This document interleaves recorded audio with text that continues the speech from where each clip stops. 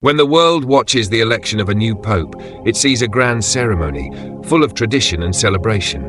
The white smoke rises from the Sistine Chapel's chimney and the crowds erupt in applause. But what happens behind the scenes? What does the new pope learn when the crowds have gone and the weight of his office truly sets in? The truth is, entering the papacy is not like taking on any other leadership role. The Pope doesn't just inherit the power of the papacy, he inherits some of the most guarded secrets in the world, secrets that could alter the very foundation of faith, history, and even the future.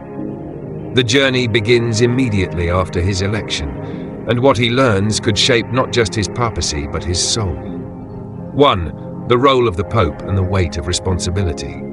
At first glance, the role of the Pope seems like one of prestige and honor, as a spiritual leader for more than 1 billion Catholics around the world. Yet, for the newly elected Pope, it is a role that carries unimaginable weight. More than a mere title, the papacy is a mantle of responsibility, one that encompasses the world's faith, its hopes, and often its fears. This is not a role for the faint-hearted. From the moment the Pope is elected, he steps into a life of constant scrutiny. Every word, every action, every decision is watched, analyzed, and often judged by millions. His responsibility is not just to lead the faithful, but to protect the very soul of the Church, a soul that, over centuries, has faced corruption, scandal, and political intrigue. The weight of the papacy is also the weight of the past.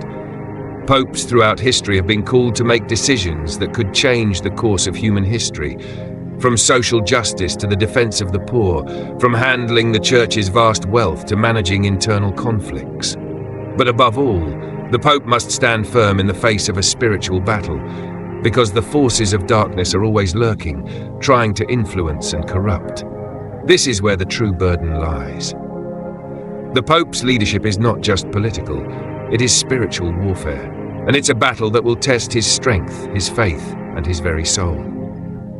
2. The revelation of hidden secrets. Once the new pope is sworn in, the first thing he must do is meet with the senior cardinals. It's in this meeting that the pope learns of the existence of secrets, hidden truth that only a select few know. These aren't just papal traditions or historical facts. They are revelations that could shake the very foundation of the Church.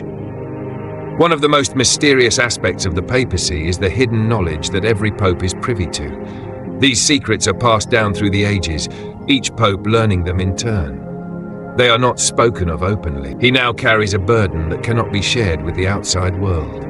In that moment, he steps away from the public eye, leaving behind the facade of ceremonial duties, and enters a realm of spiritual and intellectual responsibility that few can comprehend. 3. The election process and immediate post-election events. The process of electing a pope is one of the most sacred and secretive procedures in the world. The conclave of cardinals is a highly guarded event, with the cardinals gathered in the Sistine Chapel, casting their votes in absolute secrecy. But once the white smoke rises and the new pope is elected, the entire world shifts its focus to the Vatican. For the new pope, this moment is both exhilarating and overwhelming. The whole world watches as he steps onto the balcony of St. Peter's Basilica to introduce himself. But this is not the moment when the true weight of the papacy settles in. The real transformation begins once the crowds have dispersed, and the Pope is left alone with the responsibility that lies ahead. Immediately following the election, the Pope is taken to a private room where he undergoes a series of briefings. He is told of the secrets he will soon learn and the tasks that await him. This is the moment when the Pope is first introduced to the darker, hidden side of the papacy, the part that the public never sees. As he sits down with the senior cardinals, the Pope learns about the ancient vaults hidden beneath the Vatican, containing not just precious relics, but also documents and artifacts that have been kept secret for centuries. These vaults are not accessible to just anyone. They are reserved for the highest authorities in the Church, and the Pope is the only one who will have access to them. 4. The descent into the Vatican's catacombs. After the meeting with the cardinals, the Pope is led to a place few have ever seen, the Vatican's catacombs. Beneath the Vatican lies an intricate network of tunnels and chambers, home to centuries of secrets, some of which have been hidden away for millennia. The catacombs are a place of mystery and awe, where the Pope will find the hidden knowledge passed down from one pontiff to the next. Here he will learn of the first secret that is meant only for the highest authorities, the prophecies that have shaped the Church's future. But these secrets are not without danger. As the Pope walks through the shadowy halls, he is confronted by the weight of what lies beneath the Vatican's surface. These catacombs hold not only documents and relics, but also ancient truths about the nature of faith, the future of the Church, and the mysteries that have always surrounded Christ's teachings. The Pope's heart pounds as he steps further into the depths, knowing that the knowledge he is about to receive will alter his understanding of the world. The air is thick with history, and the walls whisper the stories of those who have come before him, popes who have been entrusted with the same knowledge and the burden that came with it. 5. The first secret. The future apparitions of Christ. The first secret the Pope uncovers is one of profound awe, a revelation that will shake the very foundation of his faith. Inside the deepest vault, the Pope discovers documents that detail the future apparitions of Christ. These are not the well-known appearances recorded in Scripture, but new prophecies, locations, dates, and times when Christ will reveal himself again to the world. These apparitions are marked by specific signs that the Pope will come to recognize. The question remains, why are these revelations kept hidden? Why doesn't the Church share this information with the world? The answer lies in the immense power that such knowledge would have. If these dates and locations were made public, they could cause chaos or even be manipulated for personal or political gain.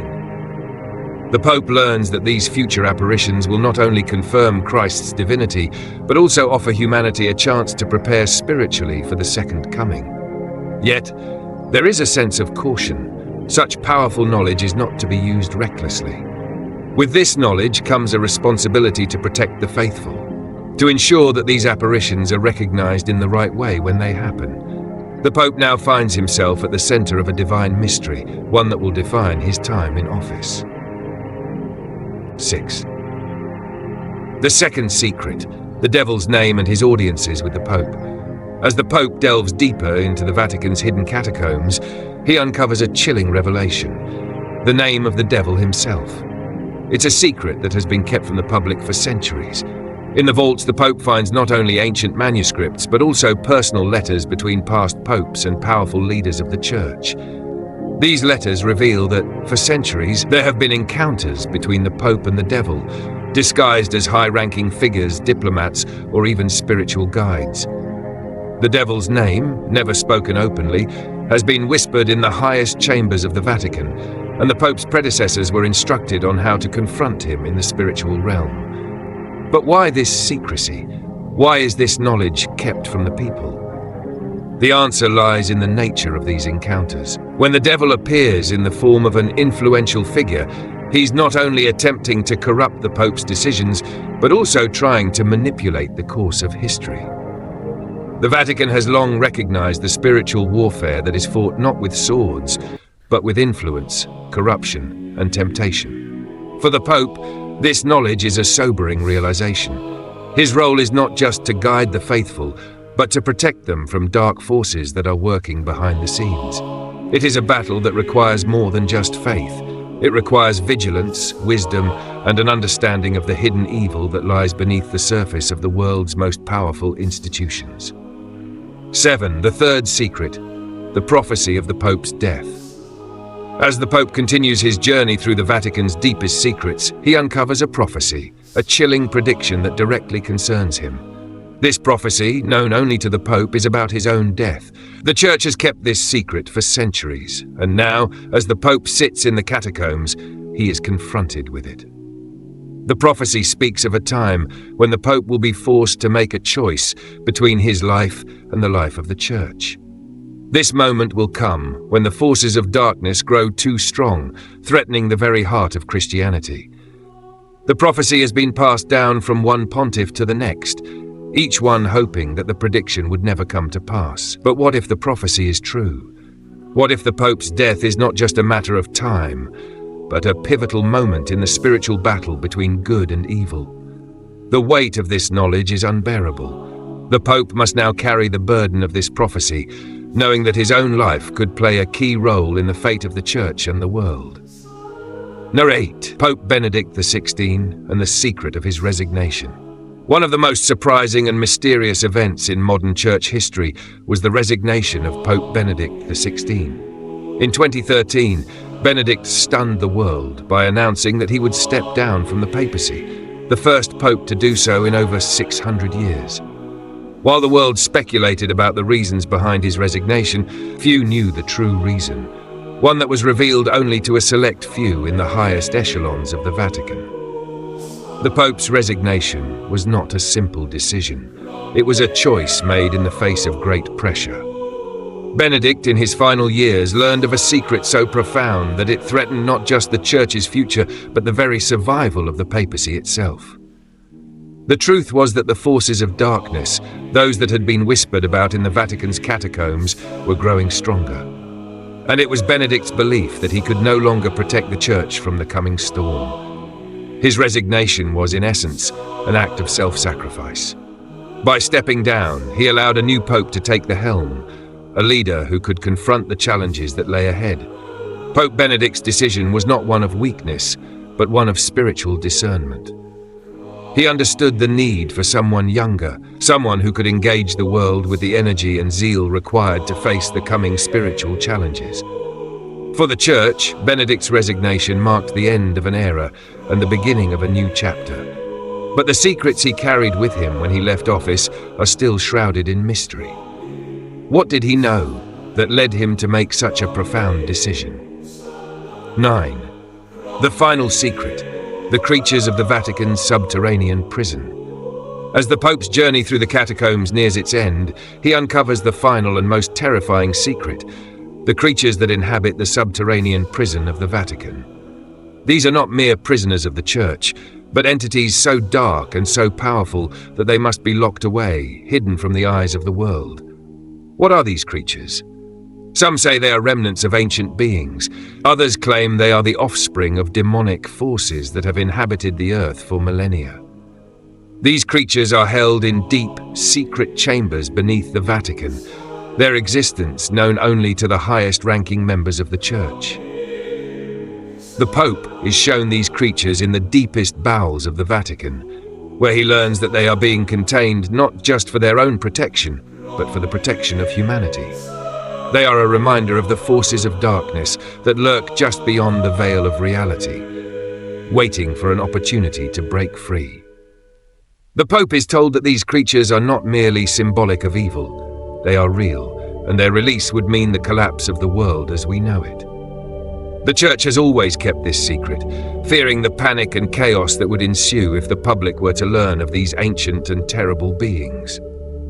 For the Pope, this final secret is the most terrifying of all. He is now the keeper of a truth so profound and so dangerous that it could change the very fabric of human understanding. The responsibility that comes with this knowledge is immense.